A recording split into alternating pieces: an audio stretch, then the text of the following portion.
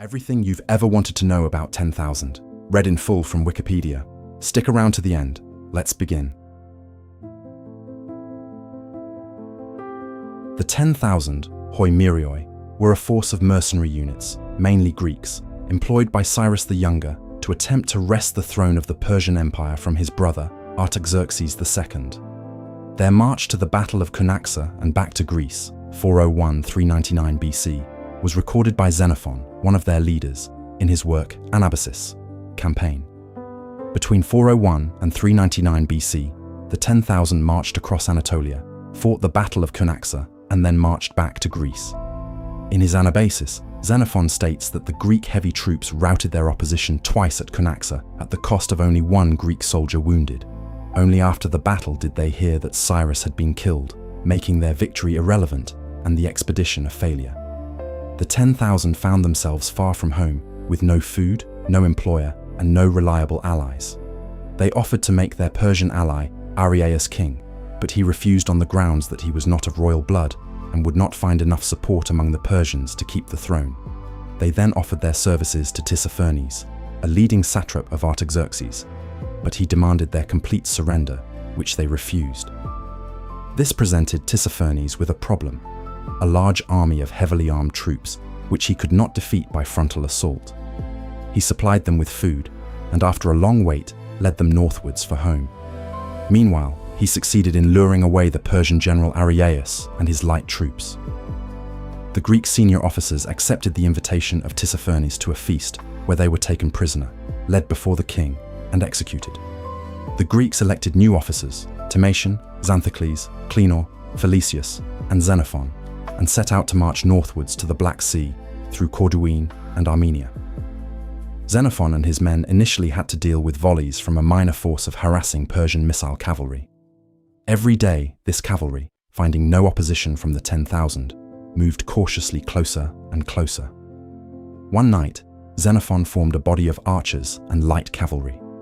When the Persian cavalry arrived the next day, now shooting within several yards, Xenophon suddenly unleashed his new cavalry in a charge, smashing into the stunned and confused enemy, killing many and routing the rest. Tissaphernes pursued Xenophon with a vast force, and when the Greeks reached the wide and deep Great Zab River, they seemed to be surrounded. Arodian proposed a plan in exchange for a talent. All goats, cattle, sheep, and donkeys were to be slaughtered and their bodies stuffed with hay, laid across the river and sewn up and covered with soil so as not to be slippery.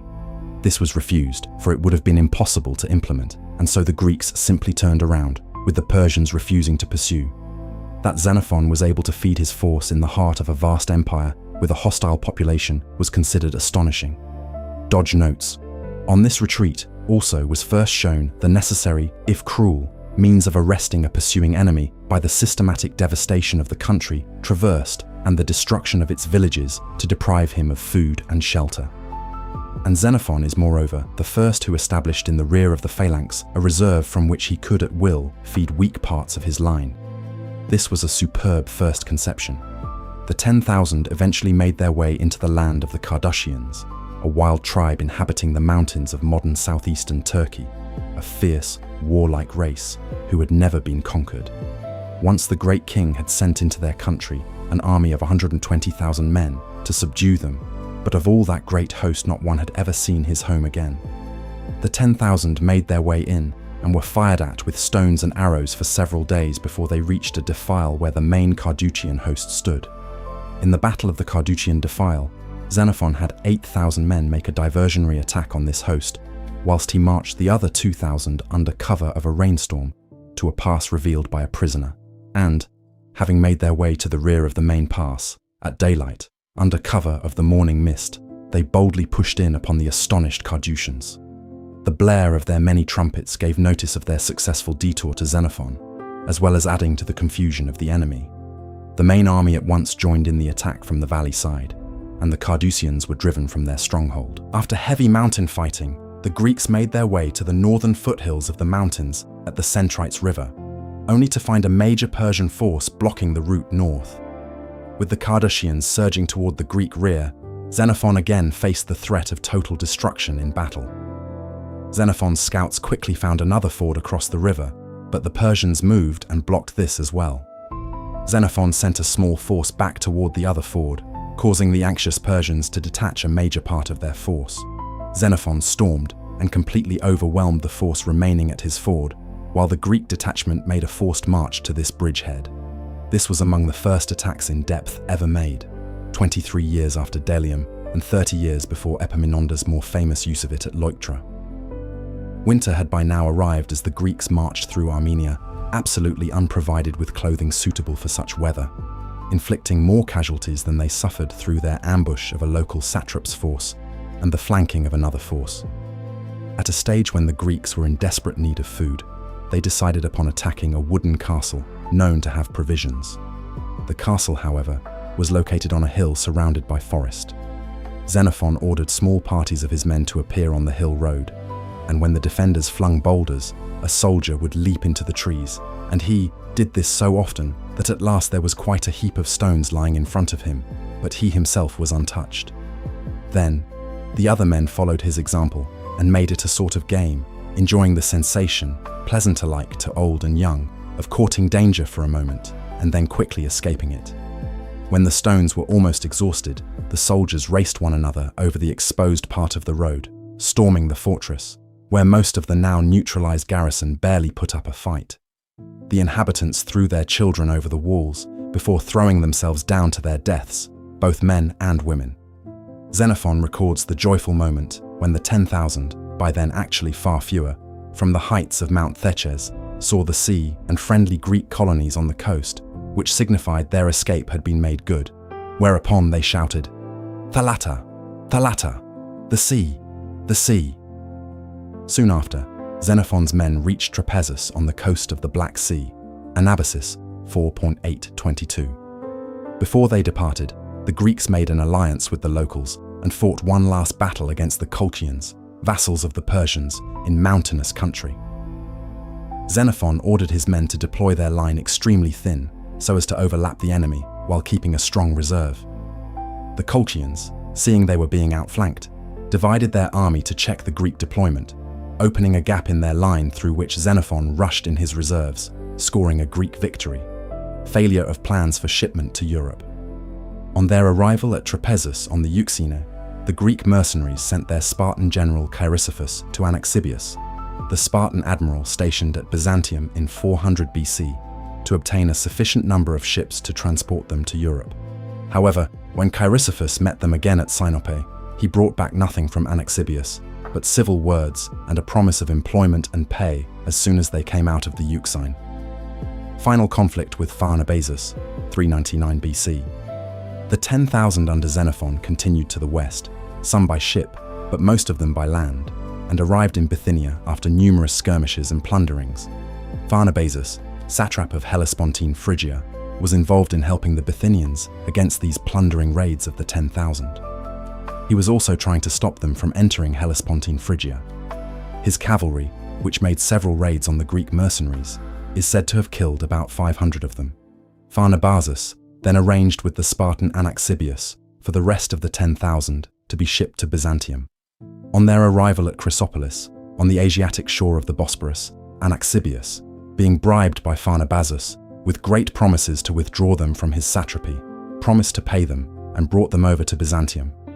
Here, Anaxibius attempted to send them forward on their march without fulfilling his agreement. A fight ensued, in which Anaxibius was compelled to flee for refuge to the Byzantine Acropolis, and which was quelled only by the remonstrances of Xenophon.